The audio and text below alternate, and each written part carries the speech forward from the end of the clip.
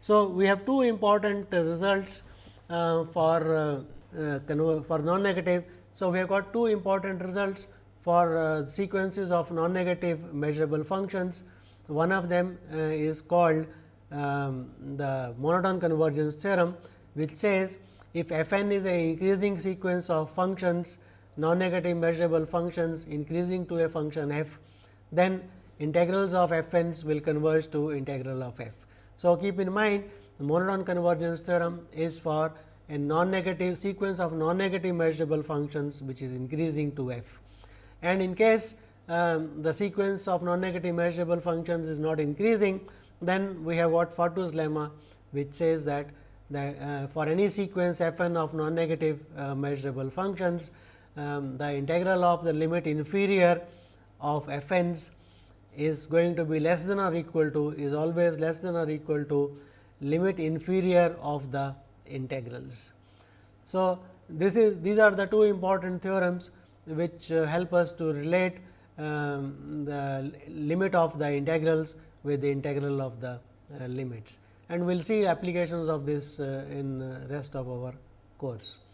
So, with this we conclude the section on the definition of integral for non-negative simple non-negative measurable functions. So, let us just recall what we have done. We started with defining the integral of non-negative simple measurable functions, the functions which look like linear combinations of indicator functions, sigma a I indicator functions of a I. For them we defined the integral to be nothing but a I times summation of a I times mu of a I. We showed it is independent of the representation, and we proved various properties of the integral for non-negative simple measurable functions. And then we looked at the class of non-negative measurable functions. Since every non-negative measurable function is a limit of some sequence of non-negative simple measurable functions increasing to that function f.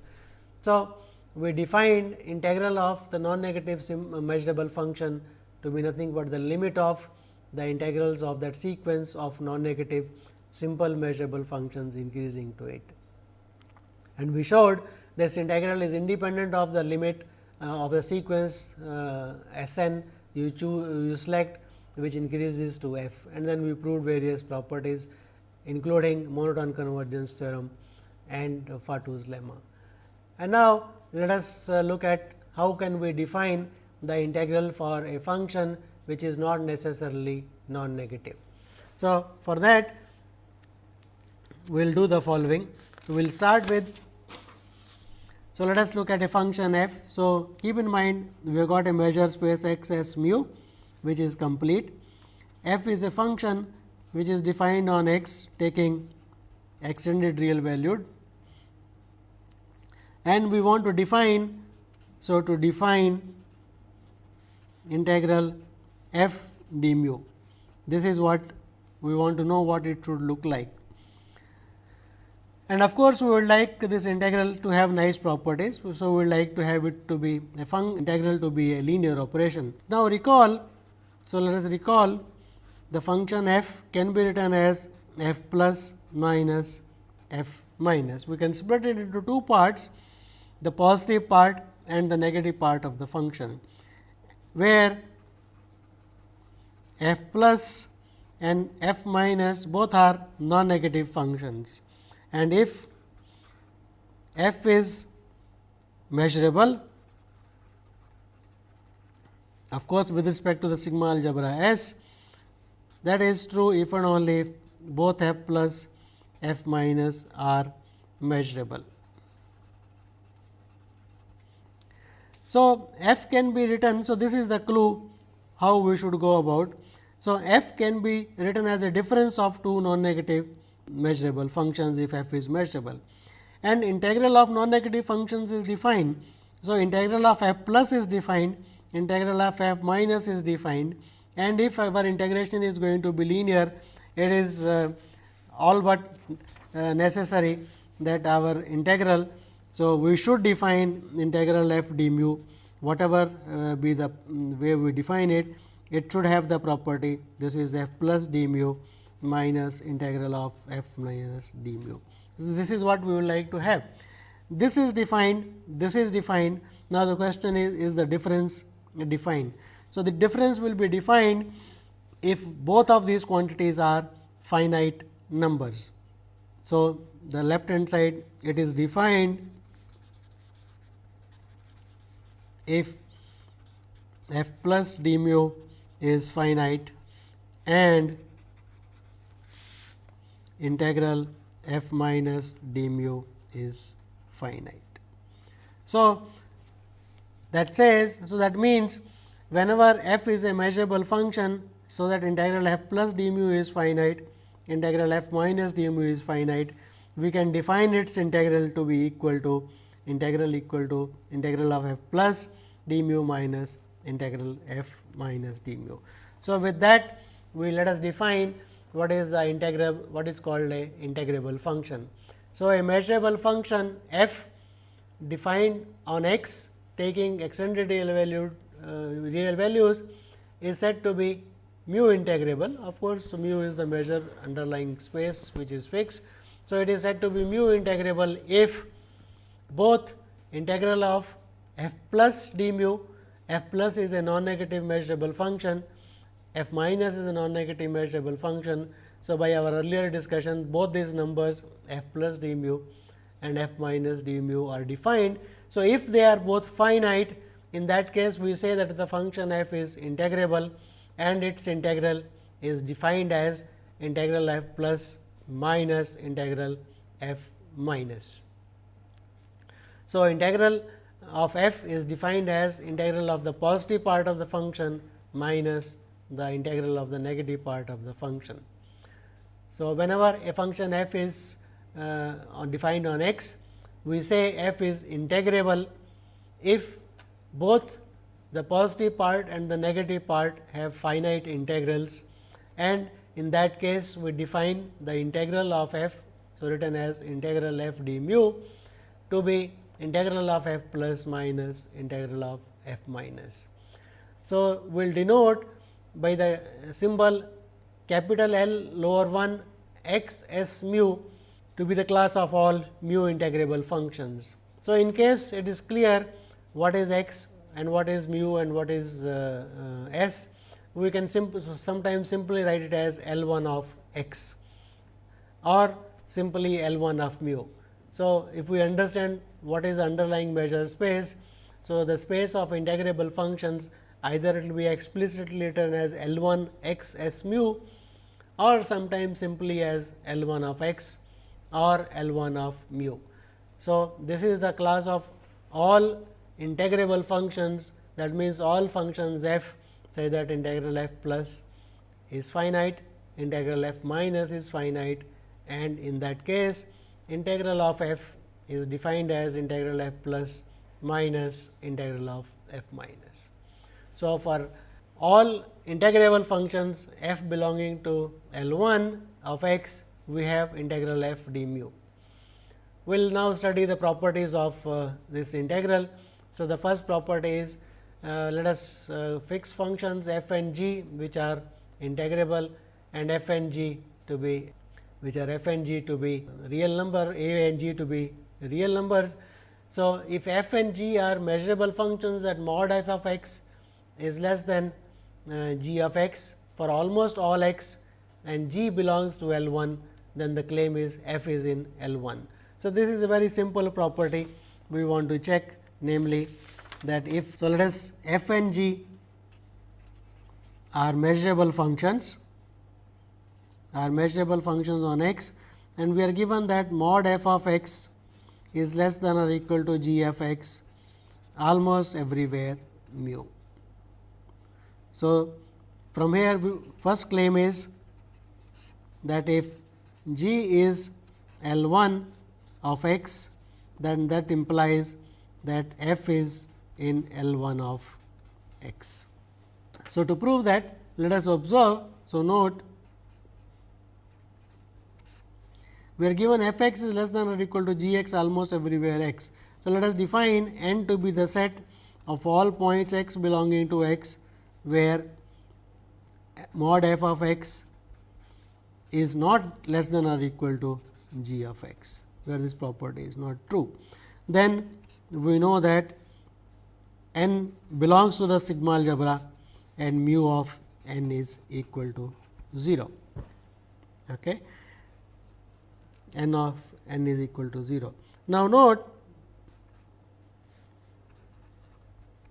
because mod of f is a non-negative. So, mod f belongs to L plus, g is non-negative measurable. So, g belongs to L plus, and on is almost everywhere. So, mod f of x is less than or equal to g of x on n complement. Okay. So, that is what is given to us. So, thus implies integral mod f x d mu x, which we can write as integral over n mod f x d mu x plus integral over n complement mod f x d mu. And now, let us observe. So, now let us observe that the set n has got measure 0. So, this part is 0, and on n complement f is mod f is less than or equal to g.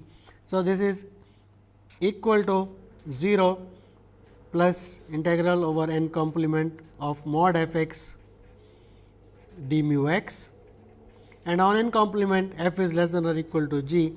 So, this is less than or equal to integral over n complement of g of x d mu x,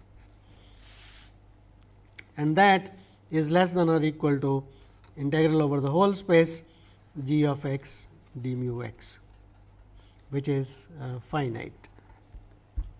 So, what we have shown is that in case mod f x is less than or equal to g x, then we have shown that the integral of mod f is finite. So, this says, so hence integral mod f d mu is finite. And now, let us note that f plus is always less than or equal to mod f, and f minus is also less than or equal to mod f. For any function, the positive part is less than or equal to mod f, the negative part also is less than or equal to mod f.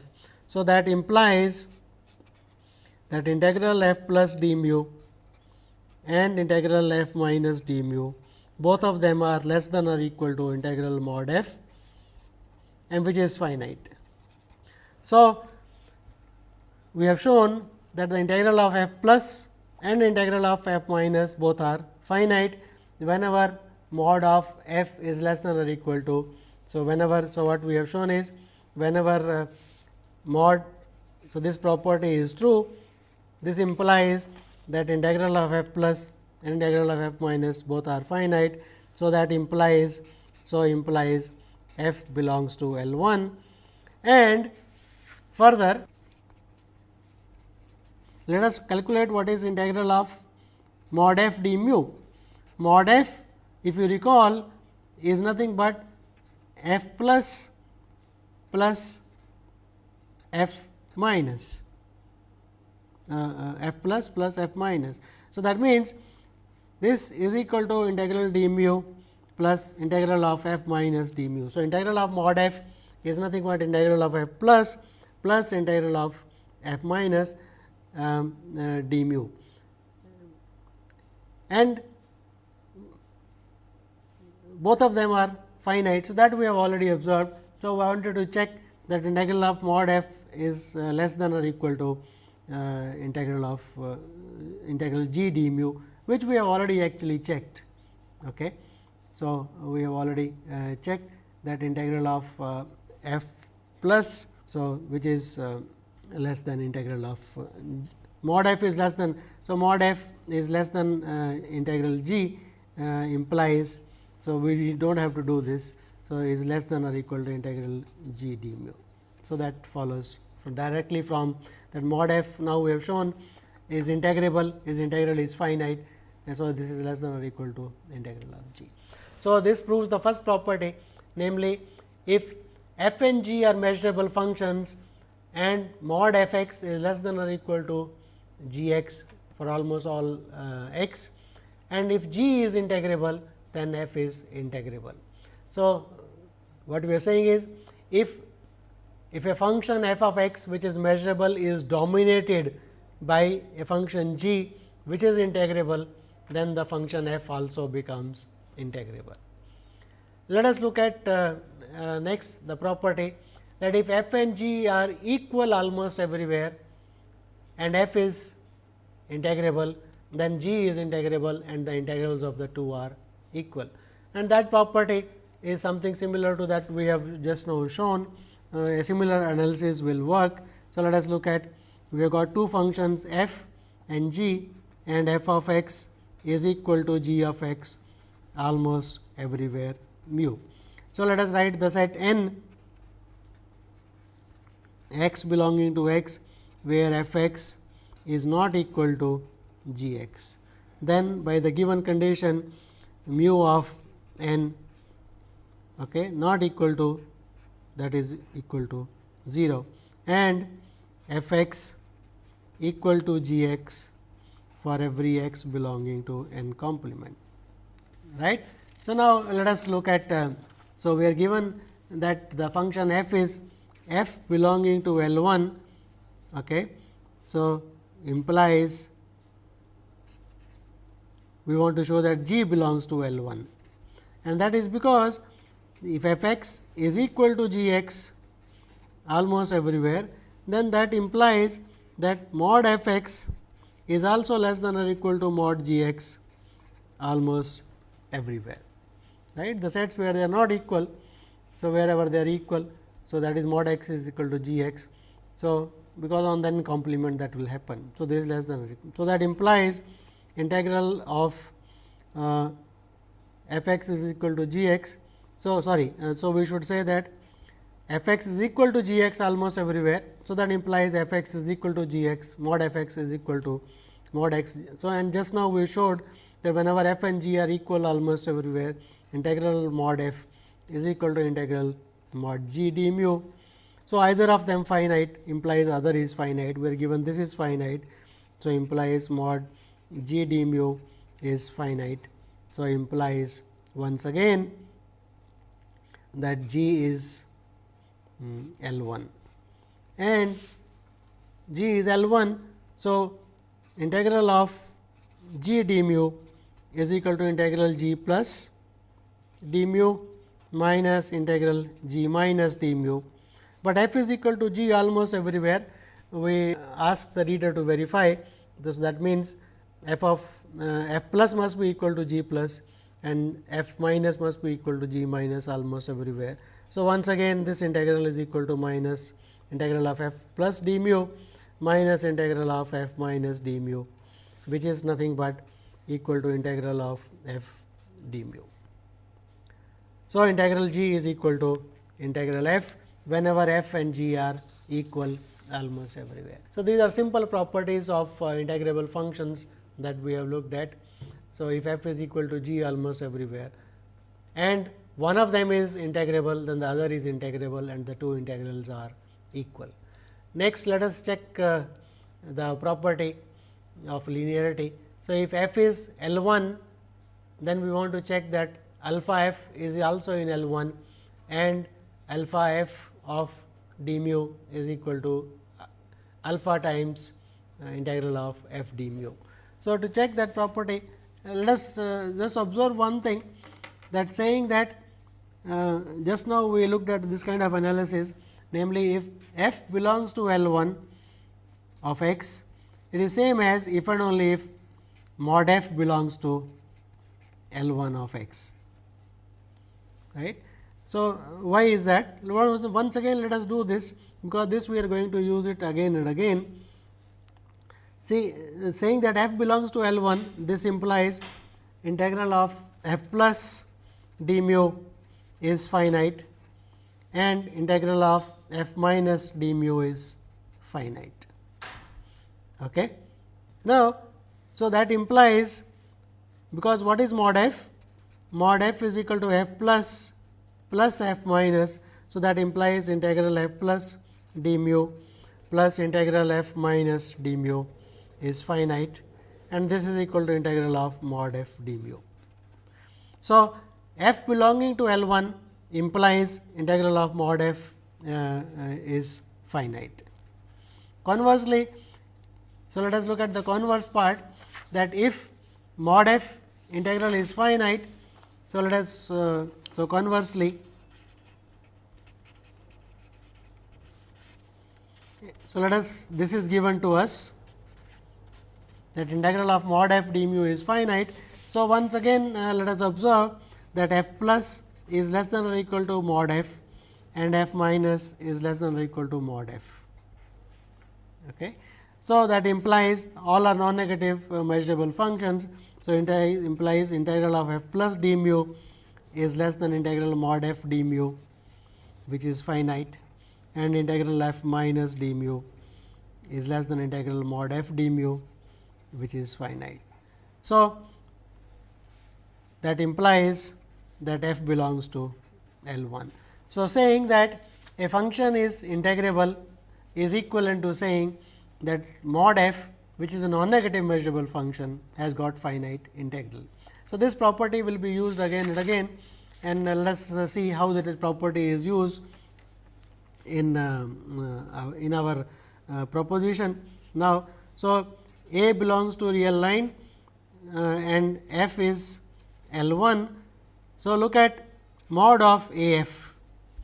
So, mod of A f is less than or equal to mod A mod f, all are non-negative functions. So, integral of mod A f is less than or equal to integral of this, which is mod A times integral mod f d mu, which is finite. So, that implies that A f is integrable function. Okay. And so, now we can write not only it is integrable, integral of A f d mu you can write as integral of A f plus d mu minus integral of A f minus d mu. And now, possibilities either A is equal to 0, in this case A f will be 0 and everything is 0. So, no problem. If A is positive, then this part is same as A times f plus d mu minus A times integral f minus d mu if A is positive, and so this A comes out because of the property for non-negative measurable integral of non-negative measurable functions. So, this will be finite. In case A is less than 0, this becomes A of minus negative part, and again that thing is okay. So, similarly for A minus. So, that proves the property that if f is integrable and A is a real number, then A f is integrable and A comes out. So, we will continue looking at the properties of integrable functions. In the next lecture, we will show that this integral is a linear operation on the space of integrable functions, and various other properties of this space of integrable functions and integral on it. So, we will continue this study in the next lecture. Thank you.